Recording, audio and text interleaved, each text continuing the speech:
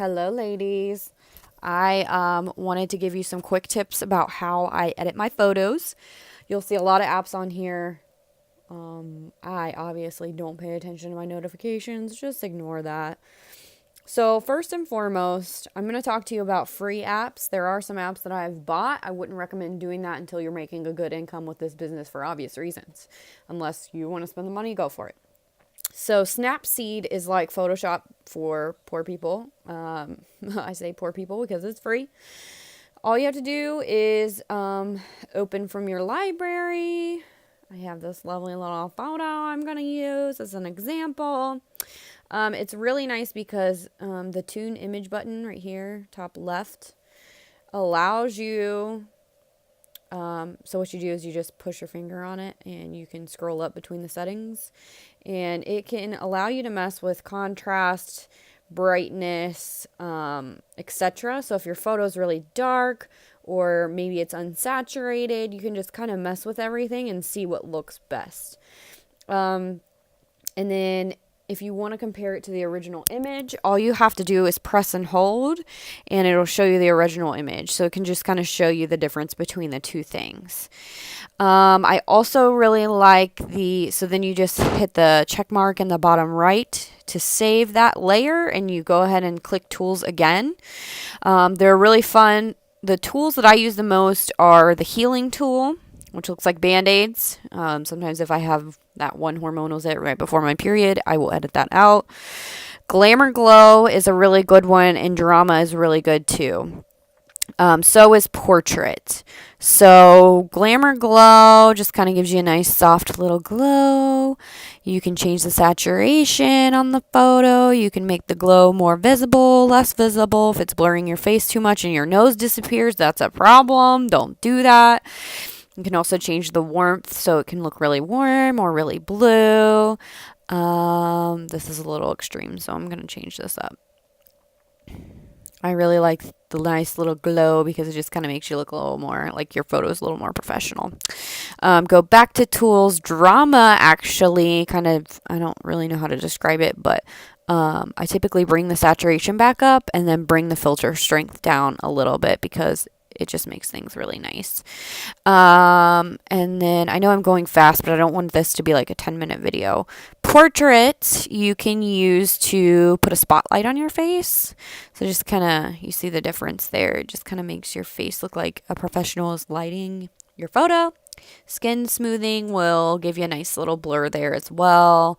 Don't do that too much. Again, if your nose disappears, people are going to be like, dude, she filtered the heck out of her face. And eye clarity just kind of makes your eyes pop. You see that?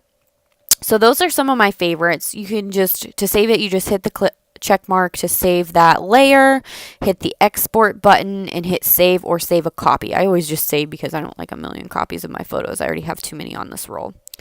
So that's Snapseed. It's really easy. And then sometimes what I do is I open, it's called VSCO, I think is how you say it. And a lot of bloggers use these. I actually stopped using it because I bought a Lightroom subscription. But again, I want to show you the free stuff because we want you to make money first. So you just go ahead and import your photo that you want to use. And then you see down here the two little like sliders, second to the left on the bottom. You click that and you can actually mess with all of these really amazing filters. Typically, I don't use any of these. The reason why I really like this app is because you can make what's called presets or recipes. And again, if you click the two little sliders down here, you'll see all the options to kind of mess with your photo. And it looks like they updated the app, so all my presets are, oh no, okay. So the little arrow circle thing, these are all the presets I keep. So these are recipes. And as far as recipes go, it's a filter, and then you mess with the exposure, white balance, blah, blah, blah. So basically what it is it's a customizable filter that you can use to keep your own look. What I mean by that is any photo you import, you can use this filter. It's very important to have a look to your profile for your brand. What I mean by that is if you go to my Instagram, you'll see I change it up every season too, by the way. So right now we're in winter. I'm feeling kind of blue. I'm using blue borders. And my photos all kind of have a little bit of a blue tint to them. You'll see. So if you notice, Insta bloggers kind of have a look to them. For instance, one of our leaders, Jade. Look at Jade. All of Jade's Instagram looks kind of pink, right? It's nice, it's bright, it's got a good photo. Like, look, she looks like a hot mess, but it fits with her Instagram because they all look the same. She's got a newborn. Like, I feel this picture so hard. Anyways, but all her pictures look like they're taken by a professional, and they're not. They're an iPhoto with an amazing filter. So, the way that I found my recipes for my Visco is actually I didn't Google. I searched on Pinterest for recipes. And recipes are really easy to use. I might end up doing a tutorial for you guys on that, but basically you can just go to Pinterest, VSCO, bright recipe. And it will give you all these settings to give you a nice bright recipe. You want your Instagram especially, but even your Facebook too.